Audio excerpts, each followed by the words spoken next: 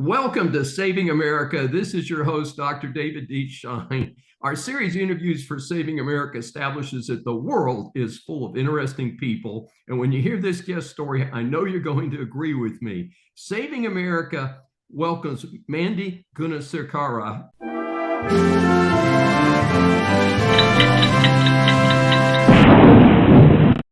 She's a veteran environmentalist, attorney, energy strategist, and communicator. She was chief of staff at the U.S. Environmental Protection Agency during the Trump administration. She was involved in one of the more controversial acts of the Trump administration. She was the architect of withdrawing the U.S. from the flawed Paris Accord.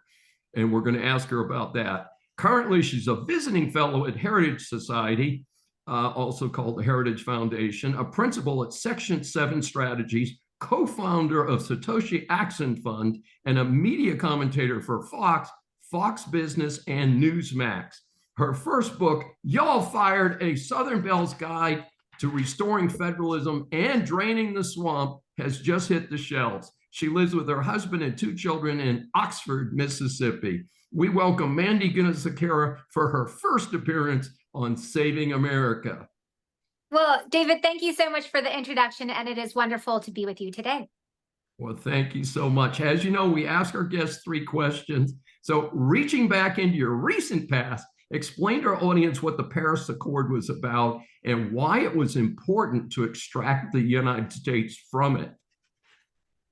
Well, it was a really big deal because it sent not only a message to the world that President Trump was going to shift his focus and put the interests of the United States first, he also made clear to the voters that the days of promising one thing on the campaign trail and then doing something different when you get to Washington, D.C. were over. And really getting out of the Paris Climate Accord was a key part of this. Recall, during the Obama administration, all of the UN delegates and the climate conference attendees, they dealt with an administration that would apologize for American excellence.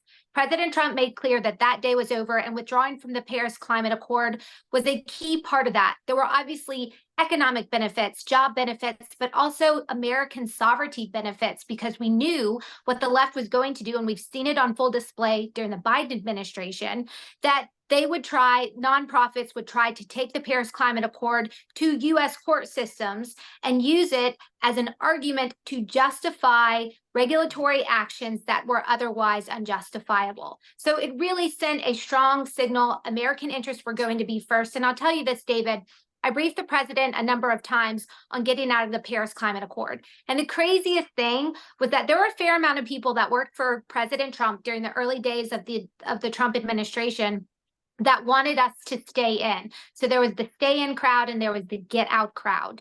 But every time, and what ultimately it came down to, I briefed him on the Paris Climate Accord, he would turn to me and ask me a question. What is this going to do for the U.S. worker? He made very clear that he wanted the United States to only be a part of agreements where it was a good agreement, number one, and number two, it was going to boost the outlook and opportunity of the American worker and the American business. The Paris Climate Accord is the extreme opposite. Also, it undermines environmental progress, something we've done very well in this country. So getting out was hugely important and a monumental event during those first few months of the Trump administration. And one footnote to this, I seem to recall, again, it's been a few years now, that it put Red China in a different category than the United States. So we would be subjected to extreme standards, and they basically got a free pass, even though they're the number 2 economy in the world. Is that correct? Yeah, that's right. All the hardship fell on the United States, while China, Russia, and India got an absolute free pass, and they are the worst offenders when it comes to any form of pollution. Absolutely. Fascinating. So our number 2 question, your new book has quite a title. I'll say it one more time. Y'all Fired: A Southern Belle's Guide to Restoring Federalism and Draining the Swamp. So what's this book about? I think I've got an idea. Well, it's mostly in the title, y'all fired, plural, when applied appropriately. But it really is, there's three main parts. The first part is my anecdotal experience with the deep state. And this includes things you wouldn't believe. Putting me up in a sex hotel away from an official delegation meeting when I had gone to Germany to negotiate on behalf of President Trump and US interests. Anonymous tips turning into frivolous investigations. It doesn't matter whether there was merit or not. What it resulted in was tens of thousands of dollars in legal bills, and a lot of wasted time, energy, and resources. So it's an anecdotal snapshot of my experience with the deep state at an agency that I would characterize as ground zero for activists that not only don't listen to the President Trump and try to undermine his policy direction, but will go out of their way to demean, degrade, and demoralize any of the political appointees that are doing the work for him. And so that's the first section. The second section is really a historical review of how did we get to this position where we are today, where the deep state truly is unaccountable and out of control. So it's a historical look going back to the late 1800s and really the shift of the states leading the charge versus this growing capital district and affiliated industries. And I say it really goes back to the passage of the 16th Amendment, which was establishment of income tax, and the 17th Amendment, which was how we elect our senators. It really changed some fundamental aspects of our constitutional republic that opened up the gates for the FDR New Deal Constitution to come in and then shift the focus of the citizens to looking to the government to solve their problems instead of figuring it out for themselves. So those changes, that platform, and then the establishment of agency deference, up until recently, we got to check on that, but up until Absolutely. recently, that has really allowed the proliferation of the deep state to where today there's around 2.9 million unaccounted bureaucrats that are responsible individually for implementing the laws of the lands. I'm sure the founders just hearing me say that are rolling in their grave. That's not the way it's supposed to be in our constitutional republic. So that leads me to the last section, the third section, which is, well, what do we do about it? And so I lay out there's policy strategy, there's personnel strategy, and then there's the big picture commitment that we as a conservative group have to take this on, not just thinking about the next conservative administration, but very long term, similar to the way the conservative movement retook the Supreme Court. Absolutely. And by the way, for our audience, I have a business law 101 out talking about the demise of the Chevron doctrine, which is what we referenced a few minutes ago. That meant if a bureaucrat said something, you had to go through the whole bureaucratic process before you could even go to court. And then when you went to court, the federal courts would say, oh, well, the federal agency said this. Well, clearly they must be the experts. And that was a judge-created doctrine. And I'm so glad that our U.S. Supreme Court, with 3 recent nominees, has helped to restore a little balance in Washington. Not a lot.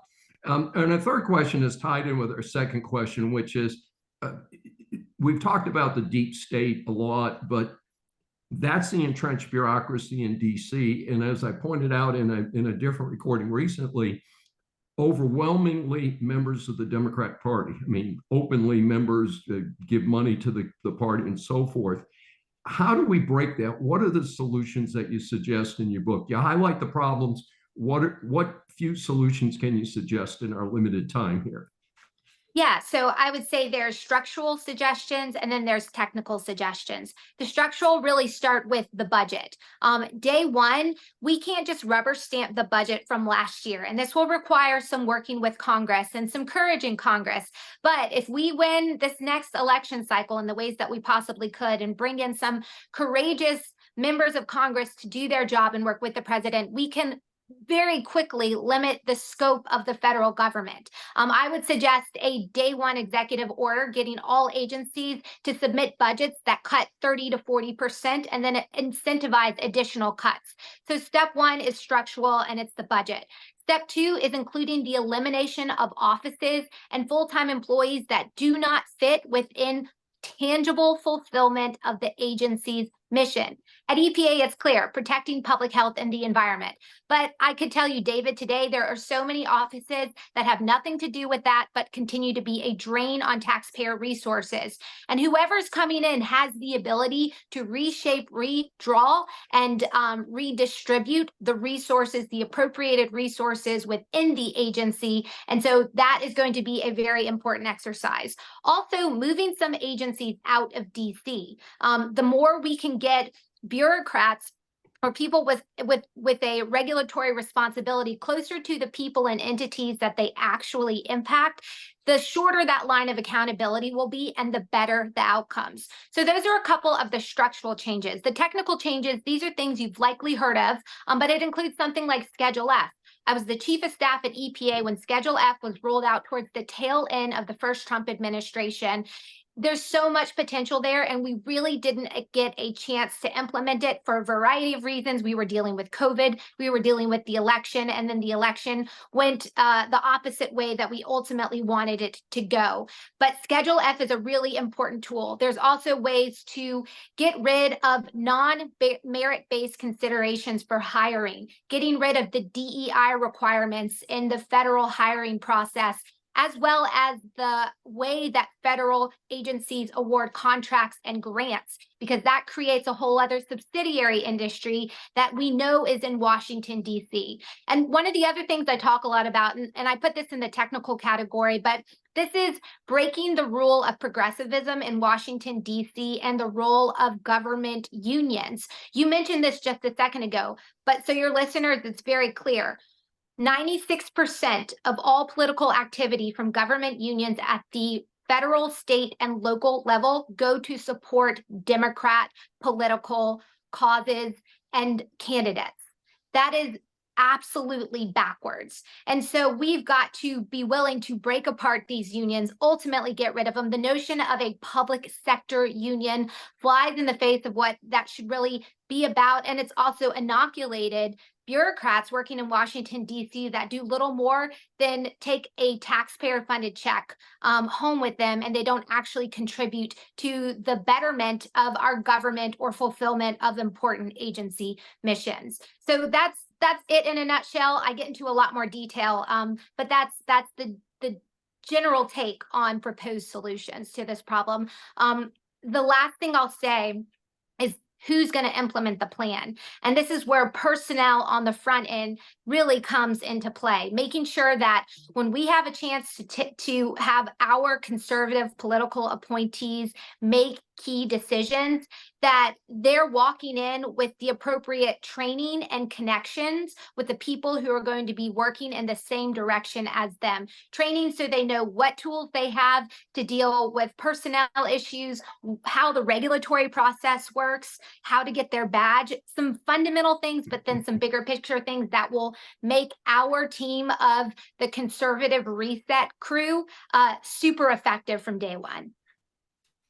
Mandy Gunasekara, I love your game plan, and I've pitched some of the same things, and it sounds like we're on the same page. How can our audience get more information about you and your new book?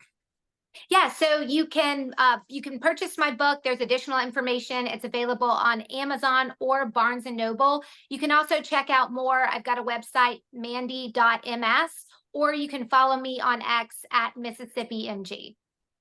Fantastic. This is Dr. David D. Schein for Saving America. Thanks for joining us, and please subscribe on your favorite platform.